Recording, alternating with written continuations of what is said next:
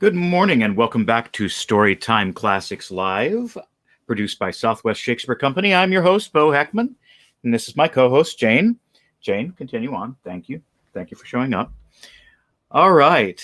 Today we are continuing and continuing and continuing in that most epic of stories, The Count of Monte Cristo. He's becoming an old friend. It seems to be the story that doesn't go away. It's continually interesting. It just keeps going. And, that's okay. Except for when you're reading online on Tuesdays and Thursdays. Then it lasts forever.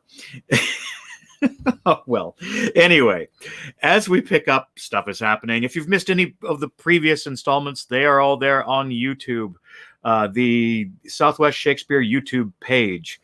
Please check it out for more of Monte Cristo and other content, other stories. So we'll be picking up at chapter 70 today, entitled The Ball. And looking at our comments section, hello, good morning, Stanley. How am I doing today? I'm doing well. I'm just, I'm going with the moment. It's a forever forward motion. In this never-ending saga, you have the feeling that we are owing to meet Caderus once more. I can only hope so, Stanley. I can only hope so. I'm sure we have not seen the last of Caderus. I would bet. And hopefully I will not lose that bet. All right, so here we go with chapter 70 today. So sit right back and you'll hear a tale. All right, here we go. Chapter 70, The Ball. It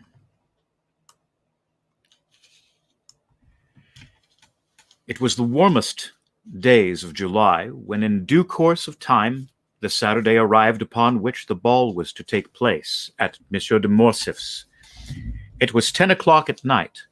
The branches of the great trees in the garden of the Count's house stood out boldly against the azure canopy of heaven, which was studded with gold stars.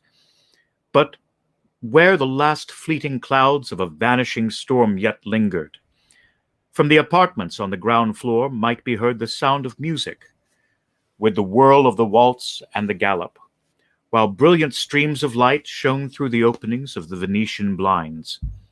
At this moment, the garden was only occupied by about 10 servants, who had just received orders from their mistress to prepare the supper, the serenity of the weather continuing to increase. Until now, it had been undecided whether the supper should take place in the dining room or under a long tent erected on the lawn, but the beautiful blue sky, studded with stars, had settled the question in favor of the lawn. The gardens were illuminated with colored country lanterns according to the Italian custom, and as is usual in countries where the luxuries of the table, the rarest of all the luxuries in their complete form, are well understood, the supper table was loaded with wax lights and flowers.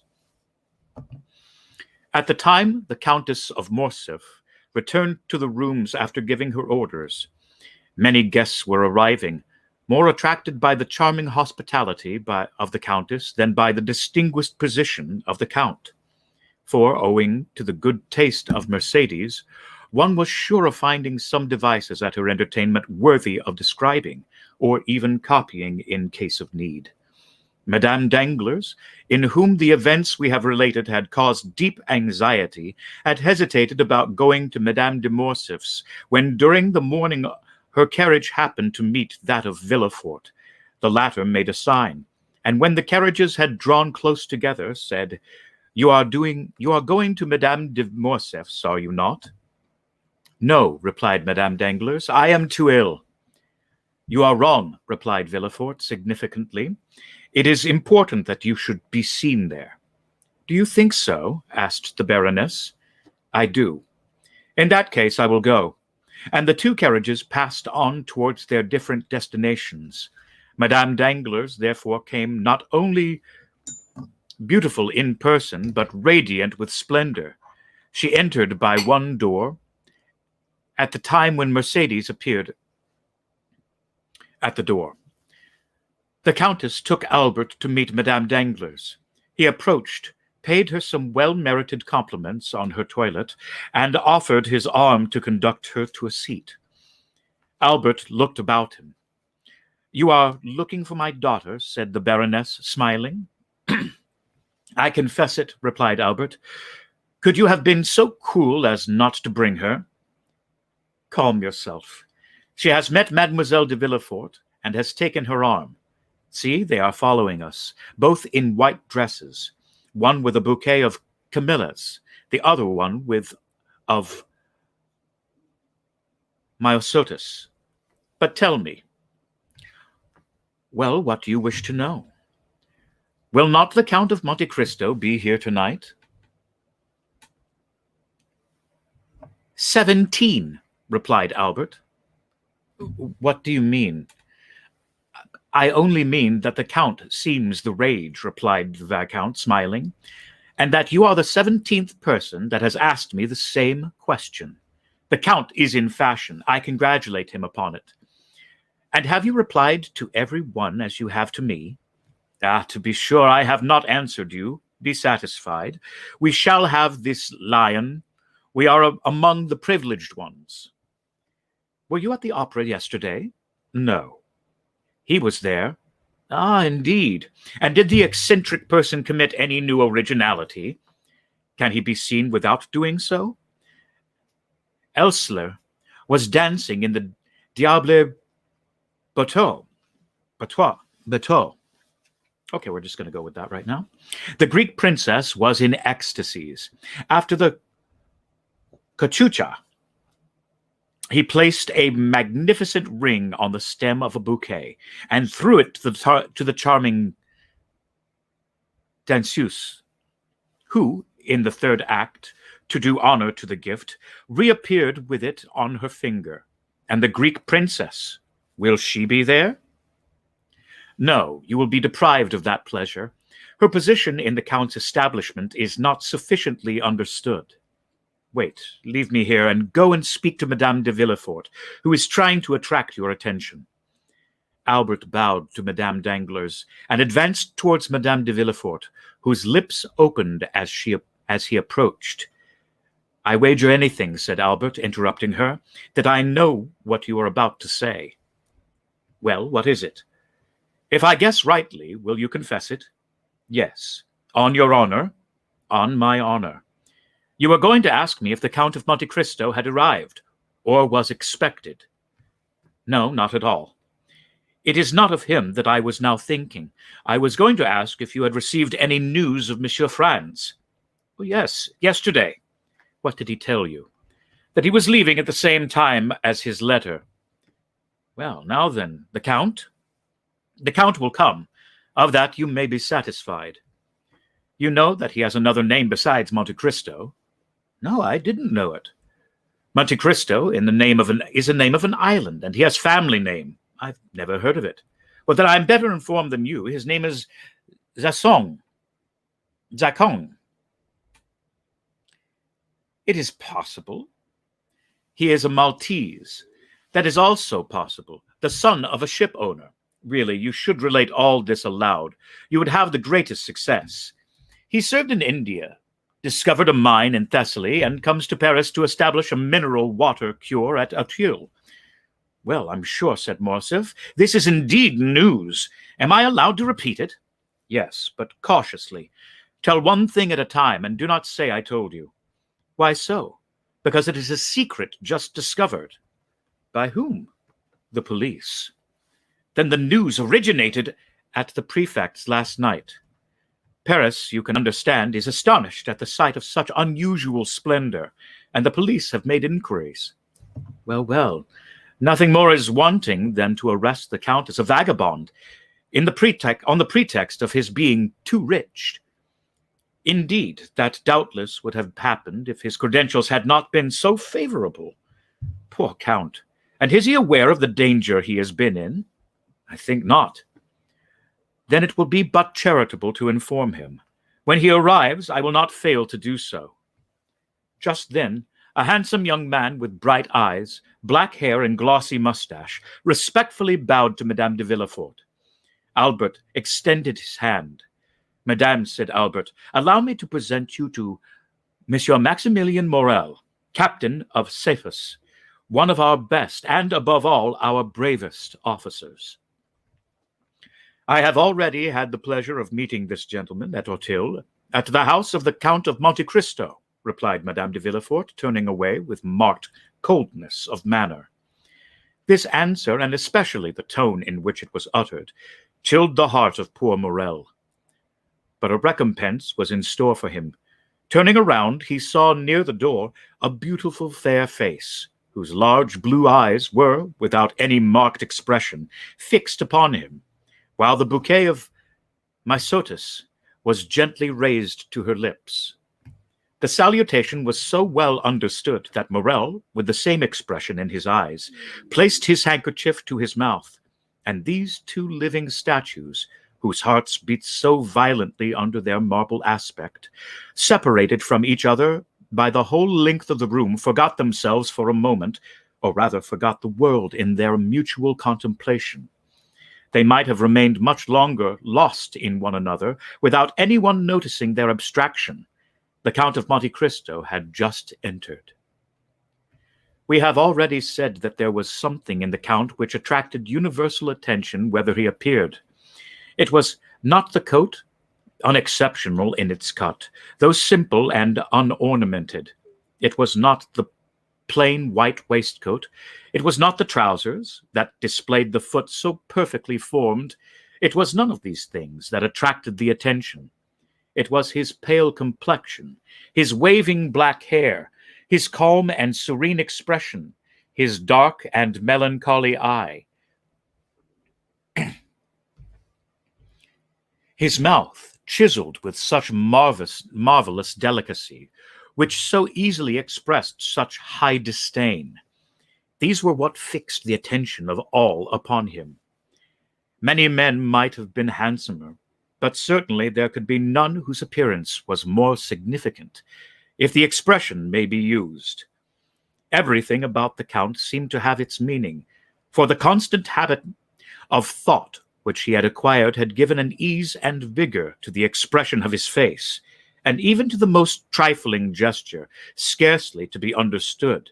Yet the Parisian world is so strange that even all this might not have won attention had there not been connected with it a mysterious story gilded by an immense fortune.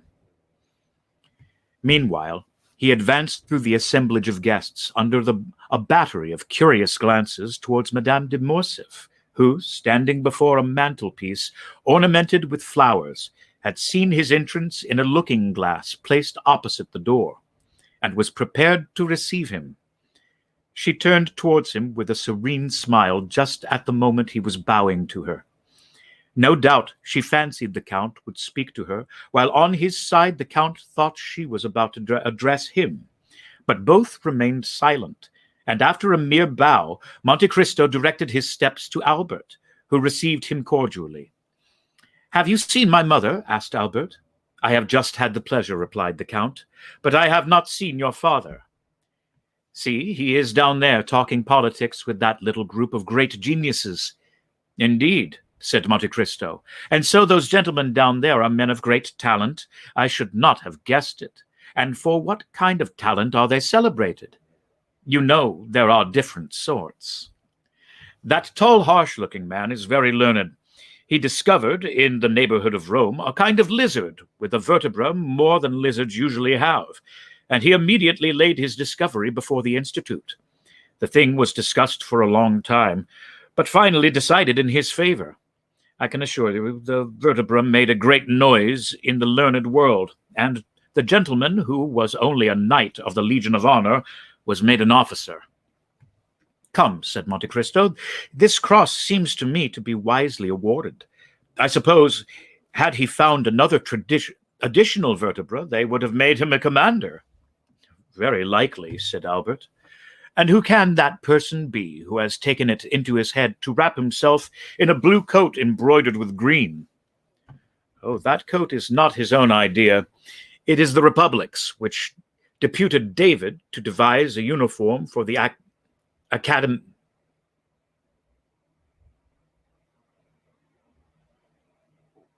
academicians.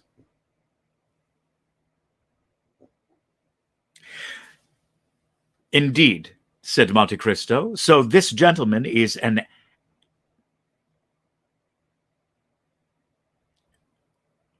academician. That is a very interesting word to read and speak at the same time. Within the last week, he has been made one of the... Let's try that sentence again. Within the last week, he has been made one of the learned assembly. And what is his special talent? His talent? I believe he thrusts pins through the heads of rabbits. He makes fowls eat madder and punches the spinal marrow out of dogs with whalebone. And he is made a member of the Academy of Sciences for this? No, of the French Academy. But what has the French Academy to do with all this? I was going to tell you. It seems that his experiments have very considerably advanced the cause of science, doubtless? No, that his style of writing is very good.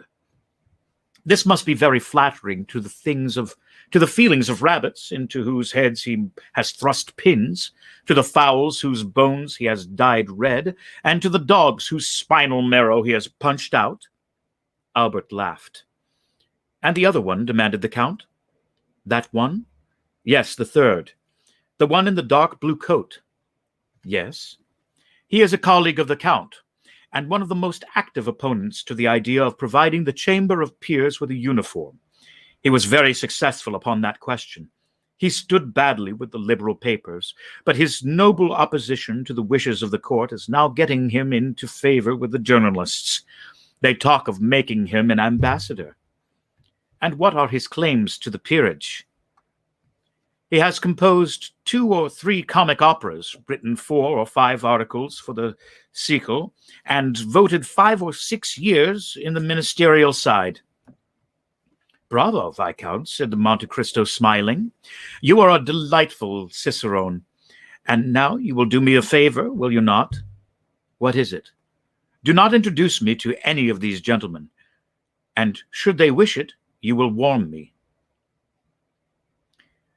Just then the Count felt his arm pressed. He turned round. It was Danglars. Ah, is it you, Baron? Said he. Why do you call me Baron? Said Danglars. You know that I care nothing for my title. I am not like you, Viscount. You like your title, do you not? Certainly, replied Albert, seeing that without my title I should be nothing, while you, sacrificing the Baron, would still remain the millionaire. Which seems to me the finest title under the royalty of July, replied Danglars. Unfortunately, said Monte Cristo, one's title to a millionaire does not last for life.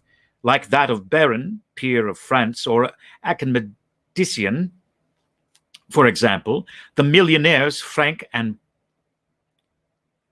Pullman of Frankfurt, who have just become bankrupts. Indeed, said Danglars, becoming pale. Yes, I received the news this morning by a courier. I had about $1 million in their hands, but, warned in time, I withdrew it a month ago. Oh, mon Dieu, exclaimed Danglars, they have drawn on me for 200,000 francs. Well, you can throw out the draft. Their signature is worth 5%. Yes, but it is too late, said Danglars. I have honored their bills. Then, said Monte Cristo, here are 200,000 francs gone after... Hush, do not mention these things, said Danglars. Then, approaching Monte Cristo, he added, especially before young Monsieur Cavalcanti, after which he smiled. He turned towards the young man in question.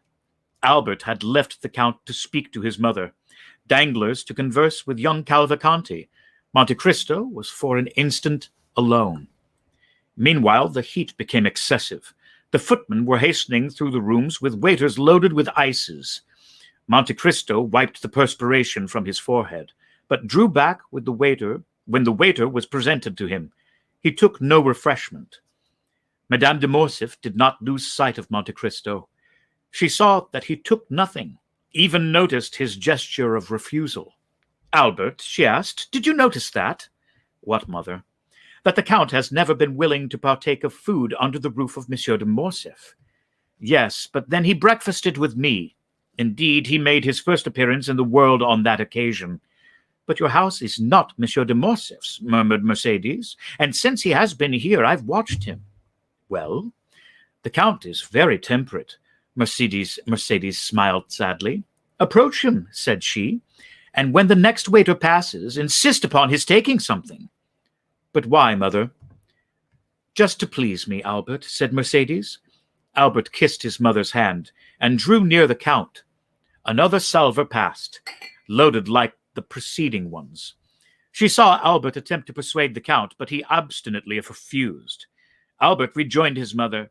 She was very pale. "Well," said she, "you see he refuses." "Yes, but why need this annoy you?" "You know, Albert, women are singular creatures. I should like to have seen the Count take something in my house, if only an ice. Perhaps he cannot reconcile himself to the French style of living, and might prefer something else." "Oh, no, I have seen him eat of everything in Italy. No doubt he does not feel inclined this evening." "And besides," said the Countess, "accustomed as he is to burning climates, possibly he does not feel the heat as we do." "I do not think that, for he has complained of feeling almost suffocated, and asked why the Venetian blinds were not opened as well as the windows." "In a word," said Mercédès, "it was a way of assuring me that his abstinence was intended," and she left the room. A minute afterwards the blinds were thrown open, and through the jasmine and the clematis that overhung the window one could see the garden ornamented with lanterns, and the supper laid under the tent. Dancers, players, talkers, all uttered an exclamation of joy. Every one inhaled with delight the breeze that floated in. At the same time, Mercédès reappeared, paler than before, but with that imperturbable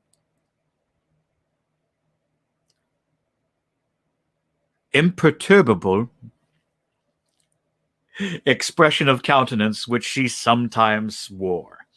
She went straight to the group, of which her husband formed the center. "Do not detain these gentlemen here, Count," she said. "They would prefer, I should think, to breathe in the garden rather than suffocate here, since they are not playing." "Ah," said a gallant old general who, in 1809, had sung Partant pour la Syrie.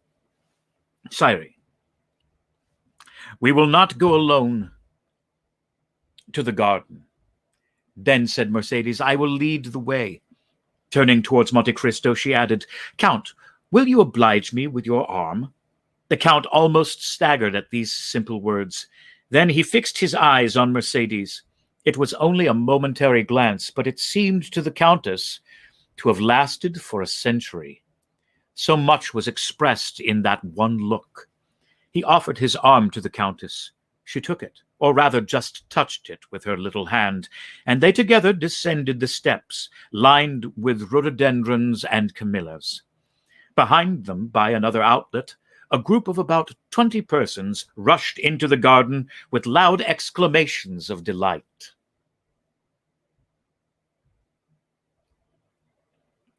Chapter 71. Bread and Salt. Madame de Morcerf entered an archway of trees with her companion. It led through a grove of lindens to a conservatory. It was too warm in the room, was it not, Count? She asked. Yes, madam. And it was an excellent idea of yours to open the doors and the blinds. As he ceased speaking, the Count felt the hand of Mercédès tremble. But you, he said, with that light dress and without anything to cover you but that gauze scarf, perhaps you feel cold. Do you know where I am leading you? Said the Countess without replying to the question. No, madame, replied Monte Cristo, but you see I make no resistance.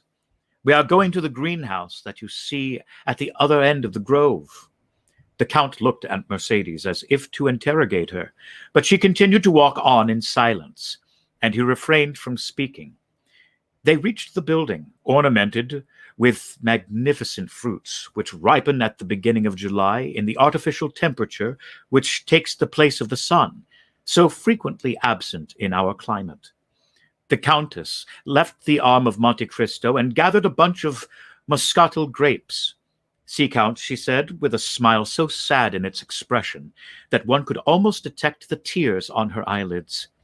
"See, our French grapes are not to be compared, I know, with yours of Sicily and Cyprus, but you will make allowance for our northern sun." The Count bowed, but stepped back. "Do you refuse?" said Mercédès in a tremulous voice. "Pray excuse me, madam," replied Monte Cristo, "but I never eat muscatel grapes." Mercédès let them fall and sighed. The magnificent peach was hanging against an adjoining wall, ripened by the same artificial heat. Mercédès drew near and plucked the fruit. "Take this peach, then," she said. The Count again refused. "What, again?" she exclaimed in so plaintive an accent that it seemed to stifle a sob. "Really, you pain me." A long silence followed. The peach, like the grapes, fell to the ground. "Count," added Mercédès with a supplicating glance, "there is a beautiful Arabian custom which makes eternal friends of those who have together eaten bread and salt under the same roof." "I know it, madam," replied the Count, "but we are in France and not Arabia, and in France eternal friendships are as rare as the custom of dividing bread and salt with one another." "But," said the Countess breathlessly, with her eyes fixed on Monte Cristo, whose arm she convulsively pressed with both hands, "we are friends, are we not?" The Count became pale as death. The blood rushed to his heart, and then again rising, dyed his cheeks with crimson. His eyes swam like those of a man suddenly dazzled. "Certainly we are friends," he replied. "Why should we not be?" The answer was so little like the one Mercédès desired that she turned away to give vent to a sigh, which sounded more like a groan. "Thank you," she said, and they walked on again. They went the whole length of the garden without uttering a word. "Sir," suddenly exclaimed the Countess, after their walk had continued 10 minutes in silence, "is it true that you have seen so much, traveled so far, and suffered so deeply?" "I have suffered deeply, madam," answered Monte Cristo. "But now you are happy." "Doubtless," replied the Count, "since no one hears me complain." "And your persistent happiness, has it softened your heart?" "My present happiness equals my past misery," said the Count. "Are you not married?" asked the Countess. "I married?" exclaimed Monte Cristo, shuddering. "Who could have told you so?" "No one told me you were. But you have frequently been seen at the opera with a young and lovely woman." "She is a slave whom I bought at Constantinople, madam, the daughter of a prince. I have adopted her as my daughter, having no one else to love in the world."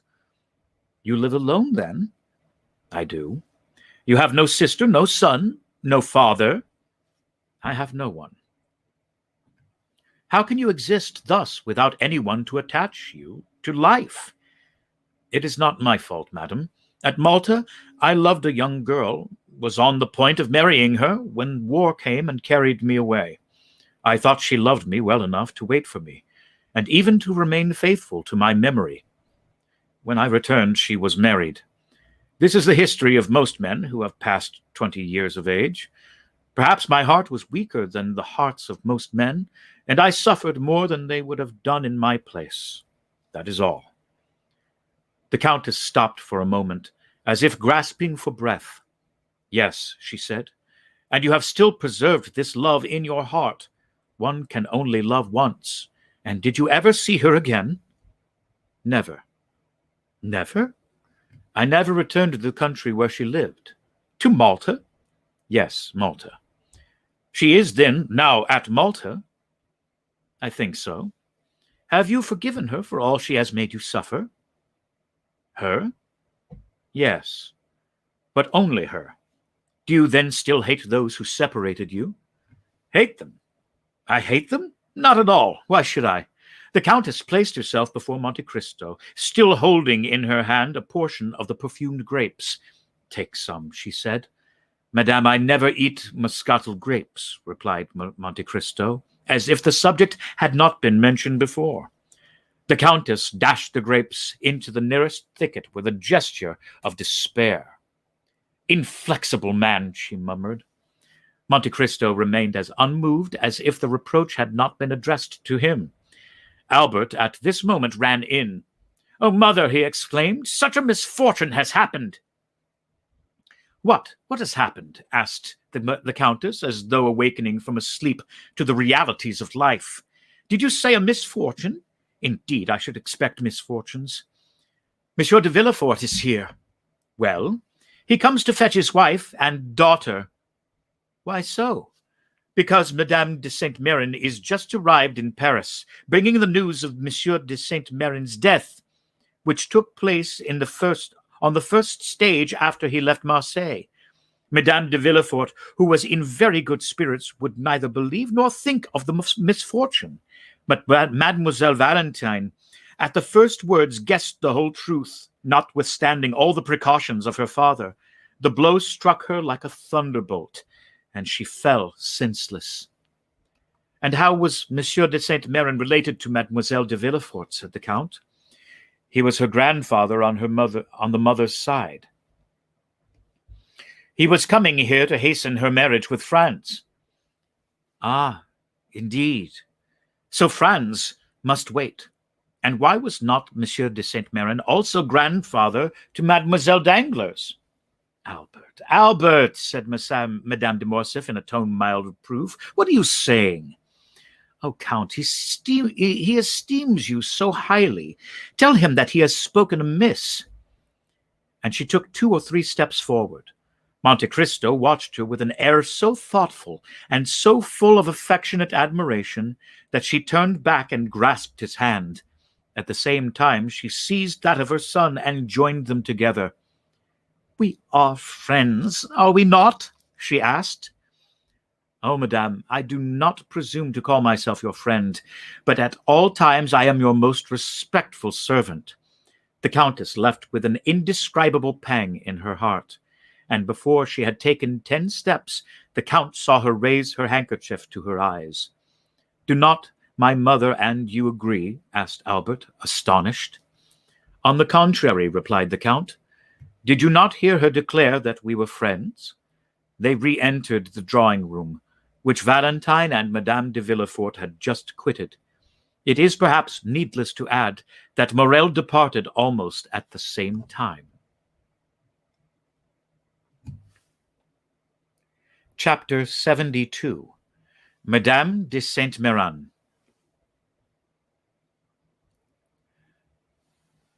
A gloomy scene had indeed just passed at the house of Monsieur de Villefort.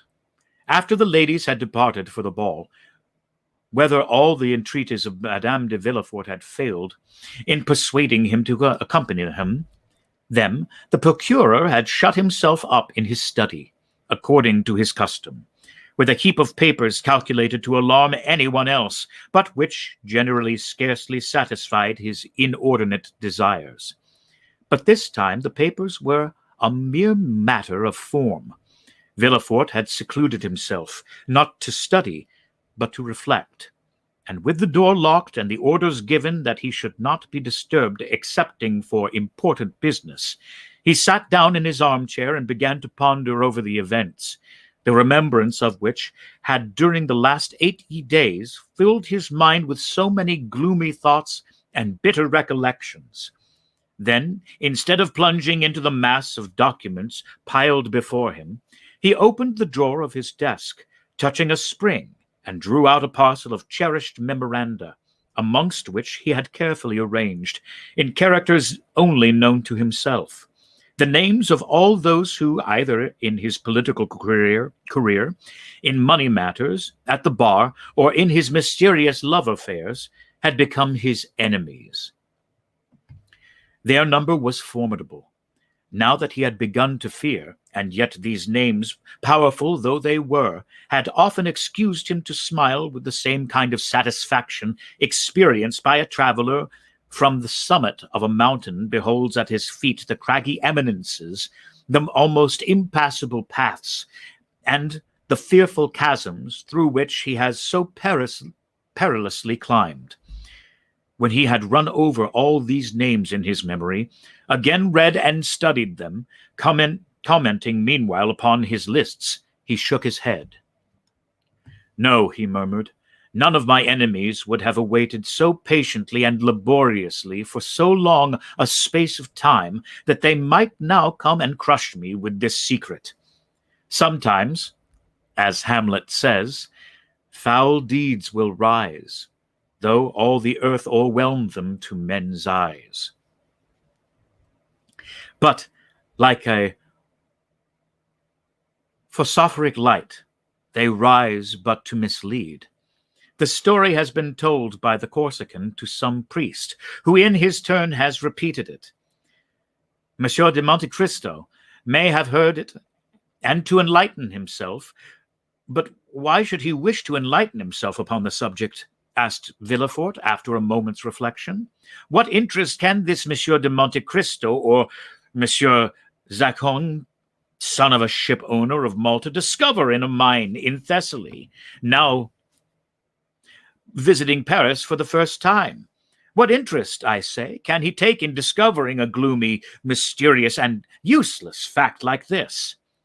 However, among all the incoherent details given to me by the Abbé Busoni and by Lord Wilmore, by that friend and that enemy, one thing appears certain and clear in my opinion, that in no period, in no case, in no circumstance could there have been any contact between him and me." But Villefort uttered the words which even he himself did not believe. He dreaded not so much the revelation, for he could reply to or deny its truth. He cared little for that mean ticle of Farson, which appeared suddenly in letters of blood upon the wall. But what he was really anxious for was to discover whose hand had traced them. While he was endeavoring to calm his fears, and instead of dwelling upon the political future that so often been the subject of his ambitious dreams, was imagining a future limited to the enjoyments of home, and fear of awakening the enemy that had so long slept. The noise of a carriage sounded in the yard. Then he heard the steps of an aged person ascending the stairs, followed by tears and lamentations, such as the servants always give vent to when they wish to appear interested in their master's grief. He drew back the bolt of his door, and almost directly an old lady entered unannounced, carrying her shawl in her arm and her bonnet in her hand. The white hair was thrown back from her yellow forehead, and her eyes, already sunken by the furrows of age, now almost disappeared beneath the eyelids swollen with grief. "Oh, sir," she said, "oh, sir, what misfortune! I shall die of it. Oh, yes, I shall certainly die of it." And then, falling upon the chair nearest the door, she burst into a paroxysm of sobs. The servants, standing in the doorway, not daring to approach the nearer, were looking at Noirtier's old servant, who had heard the noise from his master's room and run there also, remaining behind the others. Villefort rose and ran towards his mother-in-law, for it was she. "Why, what can have happened?" he exclaimed. "What has thus disturbed you? Is Monsieur de Saint-Méran with you?" "Monsieur de Saint-Méran is dead," answered the old Marchioness, without preface, without expression. She appeared to be stupefied. Villefort drew back, and clasping his hands together, exclaimed, "Dead? So suddenly?" "A week ago," continued Madame de Saint-Méran, "we went out together in the carriage after dinner. Monsieur de Saint-Méran had been unwell for some days. Still, the idea of seeing our dear Valentine again inspired him with courage. And notwithstanding his illness, he would leave.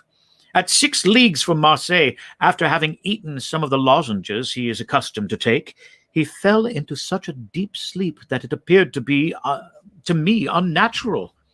Still, I hesitated to wake him, although I fancied that his face was flushed, and that his veins of his temples throbbed more violently than usual. However, as it became dark, I could no longer see. I fell asleep.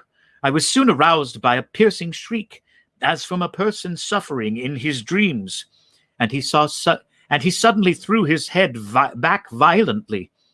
I called the valet. I stopped the postilion. I spoke to Monsieur de Saint-Méran. I applied my smelling salts, but all was over, and I arrived at Aix by the side of a corpse. Villefort stood with his mouth half open, quite stupefied. Of course, you sent for a doctor. Immediately. But as I have told you, it was too late. Yes, but then he could tell of what complaint the poor Marquis had died. Oh, yes, sir, he told me. It appears to have been an apoplectic stroke. And what did you do then? Monsieur de Saint-Méran had always expressed a desire, in case his death happened during his absence from Paris, that his body might be brought to the family vault. I had him put into a leaden coffin, and I am preceding him by a few days. Oh, my dear mother, said Villefort, to have such duties to perform at your age after such a blow. God has supported me through all. And then, my dear Marquis, he would certainly have done everything for me that I performed for him. It is true that since I left him, I seem to have lost my senses. I cannot cry. At my age, they say that we have no more tears. Still, I think that when one is in trouble, one should have the power of weeping. Where is Valentine, sir? It is on her account I am here. I wish to see Valentine. Villefort thought it would be terrible to reply that Valentine was at the ball, so he only said that she had gone out with her stepmother, and that she should be fetched. This instant, sir, this instant, I beseech you, said the old lady. Villefort placed the arm of Madame Saint-Méran within his reach, and conducted her to his apartment. Rest yourself, mother, he said. The Marchioness raised her head at this word, and, beholding the man who so forcibly reminded her of her deeply regretted child, who still lived for her in Valentine, she felt touched at the name of mother, and bursting into tears, she fell on her knees before an armchair, where she buried her venerable head. Villefort left her to the care of the women, while old Barros ran, half scared, to his master, for nothing frightens old people so much as when death relaxes its vigilance over them for a moment in order to strike some other old person. Then, while Madame de Saint-Méran remained on her knees praying fervently, Villefort sent for a cab, and went himself to fetch his wife and daughter from Madame de Morcerf's. He was so pale when he appeared at the door of the ballroom that Valentine ran to him, saying, "Oh, father, some misfortune has happened." "Your grandmamma has just arrived, Valentine," said Monsieur de Villefort. "And grandpapa?" inquired the young girl, trembling with apprehension. Monsieur de Villefort only replied by offering his arm to his daughter. It was just in time, for Valentine's head swam, and she staggered. Madame de Villefort instantly hastened to her assistance, and aided her husband in dragging her to the carriage, saying, "What a singular event! Who could have thought it? Ah, yes, it is indeed strange." And the wretched family departed, leaving a cloud of sadness hanging over the rest of the evening. At the foot of the stairs, Valentine found Barros awaiting for her. "Monsieur Noirtier wishes to see you tonight," he said in an undertone. "Tell him I will come when I leave my dear grandmamma." She replied, feeling with a true delicacy that the person to whom she could be of the most service just then was Madame de Saint-Méran. Valentine found her grandmother in bed, still silent and careless. Heart-wrung sobs, broken sighs, burning tears were all that passed in this sad interview, while Madame de Villefort, leaning on her husband's arm, maintained all outward forms of respect, at least towards the poor widow. She soon whispered to her husband, "I think it would be better for me to retire, with your permission, for the sight of me appears still to affect your mother-in-law." Madame de Saint Méran heard her. "Yes, yes," she said softly to Valentine, "let her leave. But do you stay." Madame de Villefort left, and Valentine remained alone beside the bed, for the procurer, overcome with astonishment at the unexpected death, had followed his wife. Meanwhile, Barras had returned for the first time to old Noirtier, who, having heard the noise in the house, had, as we have said, sent his old servant to inquire the cause. On his return, his quick, intelligent eye interrogated the messenger. "Alas, sir," exclaimed Barras, "a great misfortune has happened. Madame de Saint Méran has arrived, and her husband is dead." Madame de Saint Méran and Noirtier had never been on strict terms of friendship. Still, the death of one old man always considerably affects another. Noirtier let his head fall upon his chest, apparently overwhelmed and thoughtful. Then he closed one eye in token of inquiry. "Mademoiselle Valentine," Noirtier nodded his head. "She is at the ball, as you know, since she came to say good-bye to you in full dress." Noirtier again closed his left eye. "Do you wish to see her?" Noirtier again made an affirmative sign. "Well, they have gone to fetch her, no doubt, from Madame de Morcerf's. I will await her return and beg her to come up here. Is that what you wish for?" "Yes," replied the invalid. Barras, therefore, as we have seen, watched for Valentine, and informed her of her grandfather's wish. Consequently, Valentine came up to Noirtier on leaving Madame de Saint Méran, who, in the midst of her grief, had at last yielded to fatigue and fallen into a feverish sleep. Within each of her hand they placed a small table upon which stood a bottle of orangeade, her usual beverage, and a glass. Then, as we have said, the young girl left the beside to see Monsieur Noirtier. Valentine kissed the old man, who looked at her with such tenderness that her eyes again filled with tears, whose sources he thought must be exhausted. The old gentleman continued to dwell upon her with the same expression. "Yes, yes," said Valentine, "you mean that I have yet a kind grandfather left, do you not?" The old man intimated that such was his meaning. "Ah, yes, happily I have," replied Valentine. "Without that, what would become of me?" It was 1 o'clock in the morning. Barras, who wished to go to bed himself, observed that after such sad events everyone stood in need of rest. Noirtier would not say that the only rest he needed was to see his child, but wished her good night, for grief and fatigue had made her appear quite ill. The next morning she found her grandmother in bed. The fever had not abated. On the contrary, her eyes glistened, and she appeared to be suffering from violent nervous irritability. "Oh, dear grandmamma, are you worse?" exclaimed Valentine, perceiving all these signs of agitation. "No, my child, no," said Madame de Saint Méran, "but I was impatiently waiting for your arrival, that I might send for your father." "My father?" inquired Valentine uneasily. "Yes, I wish to speak to him." Valentine durst not oppose her grandmother's wish, the cause of which she did not know, and an instant afterwards Villefort entered. "Sir," said Madame de Saint Méran, without using any circumlocution,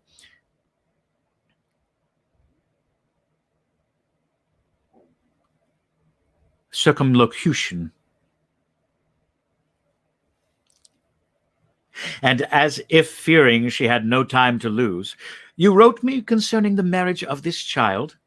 "Yes, madame," replied Villefort. "It is not only projected, but arranged. Your intended son-in-law is named Monsieur Franz d'Épinay?" "Yes, madame." "Is he not the son of General d'Épinay, who was on our side, and who was assassinated some days before the usurper returned from the island of Elba?" "The same." "Does he not dislike the idea of marrying the granddaughter of a Jacobean?" Our civil dissensions are now happily extinguished, mother, said Villefort. Monsieur d'Épinay is quite a child when his father died. He knows very little of Monsieur Noirtier, and will meet him, if not with pleasure, at least with indifference. Is it a suitable match? In every respect. And the young man is regarded with universal esteem. You approve of him? He is one of the most well-bred young men I know. During the whole of his conversation, Valentine had remained silent. Well, sir, said Madame de Saint-Méran, after a few minutes of reflection, I must hasten the marriage, for I have but a short time to live. You, madame? You, dear mamma? Exclaimed Monsieur de Villefort and Valentine at the same. I know what I am saying, continued the Marchioness. I must hurry to you, so that, as she has no mother, she may at least have a grandmother to bless her marriage. I am all that is left of her belonging to my poor Renée, whom you have so soon forgotten, sir. Ah, madame, said Villefort, you forget that I was obliged to give a mother to my child. A stepmother is never a mother, sir, but this is not to be the purpose. Our business concerns Valentine. Let us leave the dead in peace. All this was said with such exceeding rapidity that there was something in the conversation that seemed like the beginning of delirium. It shall be as you wish, madam, said Villefort, more especially since your wishes coincide with mine, and as soon as Monsieur d'Épinay arrives in Paris— My dear grandmother, interrupted Valentine, consider decorum, the recent death. You would not have me marry under such sad auspices. My child, exclaimed the old lady sharply, let us hear none of the conversational objections that deter weak minds from preparing for the future. I also was married at the deathbed of my mother, and certainly I have not been less happy on that account. Still that idea of death, madame, said Villefort. Still? Always. I tell you I am going to die. Do you understand? Well, before dying, I wish to see my son-in-law. I wish to tell him to make my child happy. I wish to read in his eyes whether he intends to obey me. In fact, I will know him. I will, continued the old lady with a fearful expression, that I may rise from the depths of my grave to find him, if he should not fulfill his duty. Madame, said Villefort, you must lay aside these exalted ideas, which almost assume the appearance of madness. The dead, once buried in their graves, rise no more. And I tell you, sir, that you are mistaken. This night I have had a fearful sleep, and it seemed as though my soul were already hovering over my body. My eyes, which I tried to open, closed against my will. And what will appear impossible above all to you, sir, I saw with my eyes shut in the spot where you are now standing. Issuing from that corner, there is a door leading into Madame Villefort's dressing room. I saw, I tell you, silently enter a white figure. Valentine screamed. It was the fever that disturbed you, madam, said Villefort. Doubt if you please, but I am sure of what I say.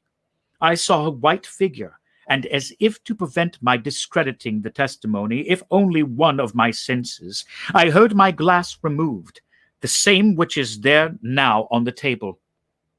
Oh, dear mother, it was a dream. So little was it a dream that I stretched my hand towards the bell, but when I did so, the shade disappeared. My maid then entered with a light, but she saw no one. Phantoms are visible to those only who ought to see them. It was the soul of my husband. Well, if my husband's soul can come to me, why should not my soul reappear to guard my granddaughter? The tie is even more direct, it seems to me. Oh, madame, said Villefort, deeply affected, in spite of himself, do not yield to those gloomy thoughts. You will not live with us happy. You will long live with us, happy, loved, and honored, and we will make you forget. Never, Never, never, said the Marchioness. When does Monsieur d'Épinay return? We expect him at every moment. It is well. As soon as he arrives, inform me. We must be expeditious. And then I also wish to see a notary, that I may be assured that all our property returns to Valentine. Ah, grandmamma, murmured Valentine, pressing her lips on the burning brow. Do you wish to kill me? Oh, how feverish you are! We must not send for a notary, but for a doctor. A doctor, said she, shrugging her shoulders. I am not ill. I am thirsty, that is all.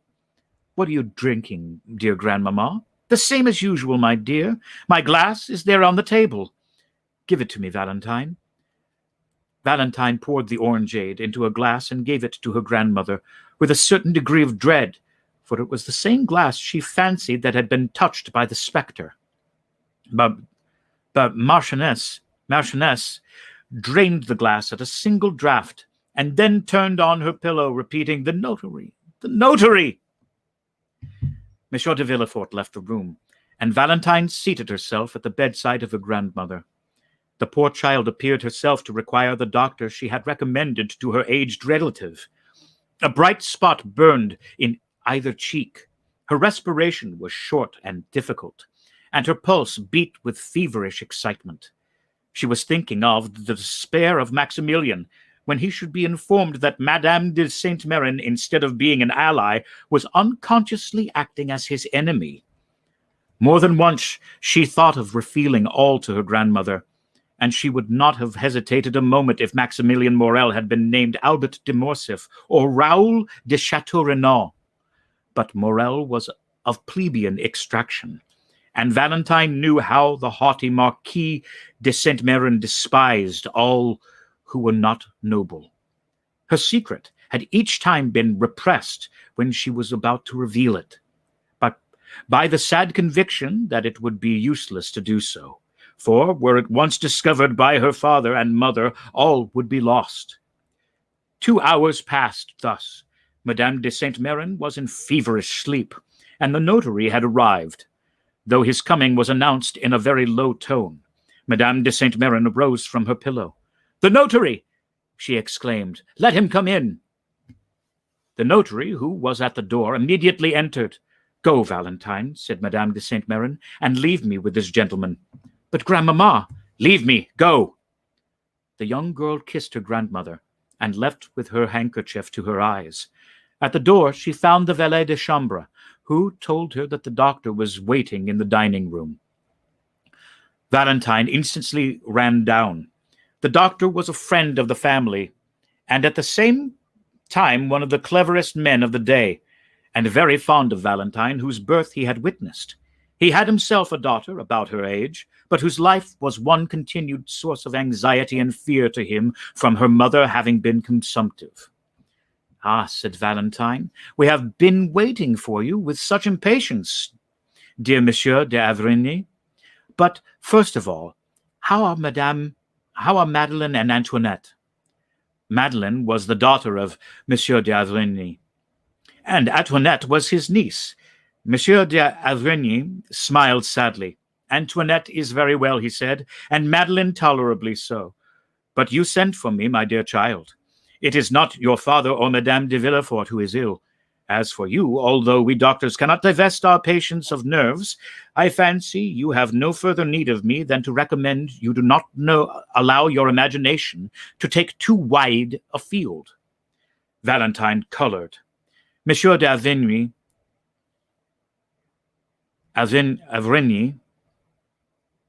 carried the science of divination almost to a miraculous extent, for he was one of the physicians who always work upon the body through the mind. "No," she replied, it is for my poor grandmother. You know the calamity that has happened to us, do you not?" I know nothing," said Monsieur d'Avrigny. "Alas," said Valentine, restraining her tears, "my grandfather is dead." "Monsieur de Saint-Méran?" "Yes." "Suddenly?" "From an apoplectic stroke." "An apoplectic stroke," repeated the doctor. "Yes, and my poor grandfather Grandmother fancies that her husband, whom she never left, has called her, and that she must go and join him. Oh, Monsieur d'Avrigny, I beseech you to do something for her. Where is she? In her room with the notary. And Monsieur Noirtier? Just as he was, his mind perfectly clear, but the same incapability of moving or speaking. And the same love for you, my dear child? Yes, said Valentine. He was very fond of me. Who does not love you? Valentine smiled sadly. What are your grandmother's symptoms? An extreme nervous excitement and a strangely agitated sleep. She fancied this morning in her sleep that her soul was hovering above her body, which she at the same time watched. It must have been delirium. She fancies, too, that she saw a phantom enter her chamber, and even heard the noise it made in touching her glass. It is singular, said the doctor. I was not aware that Madame de Saint-Méran was subject to such hallucinations. It is the first time I ever saw her in this condition, said Valentine, and this morning she frightened me so that I thought her mad, and my father, who you know is a strong-minded man, himself appeared deeply impressed. We will go and see, said the doctor. What you tell me seems very strange. The notary here descended, and Valentine was informed that her grandmother was alone. Go upstairs, she said to the doctor. And you? Oh, I dare not. She forbade my sending for you, and, as you say, I am myself agitated, feverish, and out of sorts. I will go and take a turn in the garden to recover myself. The doctor pressed Valentine's hand, and while he visited her grandmother, she descended the steps. We need not say which portion of the garden was her favorite walk. After remaining for a short time in the parterre, surrounding the house, and gathering a rose to place in her waist or hair, she turned into the dark avenue which led to the bench. Then from the bench she went to the gate. As usual, Valentine strolled for a short time around among the flowers, but without gathering them. The mourning in her heart forbade her from assuming this simple ornament, though she had not yet had time to put on the outward semblance of woe. She then turned towards the avenue. As she advanced, she fancied she heard a voice speaking her name. She stopped, astonished. Then the voice reached her ear more distinctly, and she recognized it to be that of Maximilian. And we will stop here today at chapter 73, The Promise. Thank you for tuning in to Storytime Classics today. We hope you have a great rest of your Thursday. And as numbers rise out there, I'll start to say again, please be safe out there. And, here we go again. Wear a mask. Have a great day. We'll see you next time.